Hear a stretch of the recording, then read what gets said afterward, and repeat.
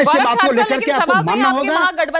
आपके महागठबंधन पर भी उठाया है। जब कल अमित शाह बिहार पहुंचे, सीधा कह रहे हैं स्वार्थी महागठबंधन है ये, तेल और पानी का मेल है ये। आप देखिए, जब से इंडिया अलायंस की मीटिंग हुई है, भारतीय जनता पार्टी को कोई काम नहीं है, सिर्फ हमारे अलायंस की बुराई करना। अरे इतने काम आपने किए होते तो अपनी अच्छाइयां करते। आज ये अच्छाई नहीं कर रहे हैं। प्रधानमंत्री जी भी कहीं शिलान्यास करने जा रहे हैं तो गठबंधन के पीछे पड़ रहे हैं। आपको क्या जरूरत है बुराई करने की? क्या किसी ने सुना है इंडिया अलायंस के लोग बिना बात के भारतीय जनता पार्टी की बुराई कर रहे हैं? कोई बुराई नहीं कर रहा, सिर्फ और सिर्फ इनके कारनामे बता रहे हैं। आज महंगाई चरम पे है, बेरोजगारी चरम पे है, महिला अपराध चरम पे, उस पर ध्यान नहीं है। सिर्फ इनके प्रवक्ता बड़े बड़े टीवी चैनलों पे आएंगे, उस पर बोलेंगे इंडिया पाकिस्तान, शमशान कब्रिस्तान, हिंदू मुसलमान, बस लोगों का माइंड डाइवर्ट। लेकिन आज पीएम विश्वकर्मा योजना लॉन्च करने वाले हैं। पीएम जो लॉन्च करने वाले, उस पर तो मैं बोल रहा हूं, जो लॉन्च कर रहे हो धरातल पे भी नजर आए। कौशल विकास योजना क्यों फेल हो गई, उसका भी जवाब चाहिए। आखिर वो क्यों फेल हुई? वो भी तो इन्होंने लॉन्च की थी। उसके बाद जब इतने वादे इनके फेक हो गए, 15 लाख रुपए देंगे, कहां गए? 1 करोड़ नौकरियां देंगे, किसको मिल गई? किसानों की आय दुगनी नहीं हुई। नोटबंदी के बाद काला धन वापस आ जाएगा, आया नहीं, बल्कि रोजगार चले गए, व्यापारी बर्बाद हो गए, किसान दुखी पड़ा हुआ, उस पर किसी को चिंता नहीं है। सिर्फ धर्म के नाम पे ये लोग राजनीति करना जानते हैं और चैनलों के माध्यम से जनता के घर जा जाके छल कपट और झूठ की राजनीति, शासन प्रशासन का दुरुपयोग करके चुनाव जीतने की तैयारी में लगे हुए हैं। ठीक है, जहां एक तरफ इंडिया अलायंस तैयारी कर रहा है कैसे जनता के दिल में जाए, कैसे जनता के हिसाब से मैनिफेस्टो बनाए, वहां ये लोग शासन प्रशासन चुनाव आयोग को कैसे मैनिपुलेट करें, कैसे उसके हिसाब से काम करवाएं, उस पर तैयारी करने पर लगे हुए हैं। ठीक है धनंजय जी, अक्सर जो चुनाव 2014 का ले लें या फिर 2019 का चुनाव देख लें, अक्सर ये देखा गया पिच आपने सेट की, विपक्ष उस पर खेलता नजर आया, लेकिन क्या इस बार तस्वीर उल्टी है क्या? पूजा जी जो बातें कह रहे हैं, विपक्ष की बिलबिलाहट और बौखलाहट पूरा विश्व देख रहा है।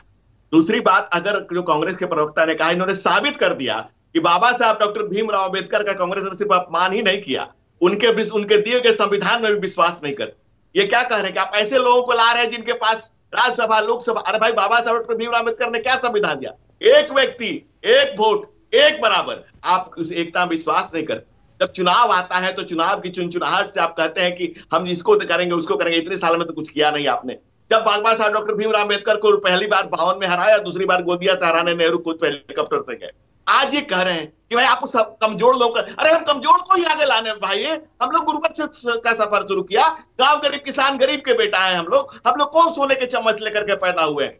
हम गरीबी की, गुर्बत की, गांव गोद से निकले हुए लोग हैं। हम जानते हैं कि गांव गरीब किसान नौजवान की पीड़ा क्या है, इसको हम भोगा हुआ यथार्थ है। हम लोग को किताब में गरीबी नहीं पढ़ी है कि गरीबी क्या होती है, हम लोगों ने जिया है इसको। इसलिए इस जीवंत को प्राणवंत बनाने के लिए, इस समाज को सुंदर बनाने का संघर्ष लेकर के चल रहे हैं। आप करें कि कांग्रेस मजबूत दलों को खोज रही है कि मजबूत कौन कौन है उड़ाओ, और हम मजबूर को खोज रहे हैं कि मजबूर को मजबूत करेंगे, और ये अपनी मजबूरी में मजबूत लोगों को खोज रहे हैं। ये इन्होंने स्पष्ट कर दिया। बाबा साहब डॉक्टर भीमराव अंबेडकर को अगर सही शर्तों में, अर्थों में प्राणवंत कोई कर रहा है, जीवंत कोई कर रहा है, तो आदरणीय नरेंद्र मोदी कर रहे हैं, भारतीय जनता पार्टी कर रही है। इस देश के दलित, वंचित, शोषित, पीड़ित समाज की कोई सरोकार रखने वाली दल है, कोई संसार जानता है। ठीक है खड़ियार साहब, जवाब दीजिए। वो मजबूर को मजबूत कर रहे हैं और यहाँ आप अपने आप को मजबूत करने में लगे हैं।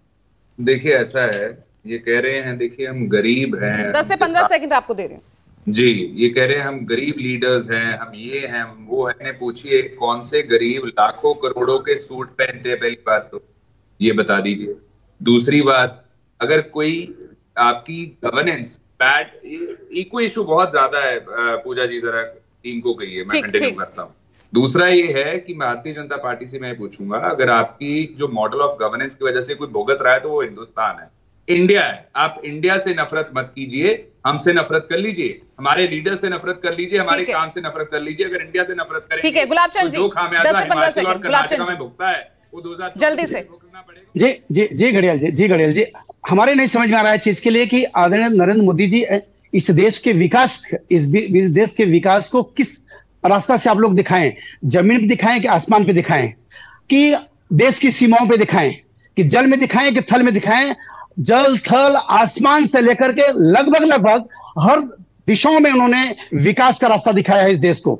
G20 देकर के पूरे विश्व को दिखाया है। और क्या चाहिए? और कुछ चाहिए? इसके बाद जो शेष रह जाता है आने वाले 2024 में उसको पूर्ण कर दिया जाएगा। इसके अलावा फिर आप लोगों को कुछ करने का मौका नहीं मिलेगा। घड़ियाल जी, यही कहना चाहूंगा। गौरव जी, हम चाह रहे हैं पिछड़े दलित अल्पसंख्यकों पर जो अत्याचार होने वो बंद हो, जाति जनगणना, सामाजिक न्याय, आर्थिक समानता की बात हो, देश खुशहाली और तरक्की के रास्ते पे जाए, बेरोजगारी, महंगाई, सब पे निजात पाए।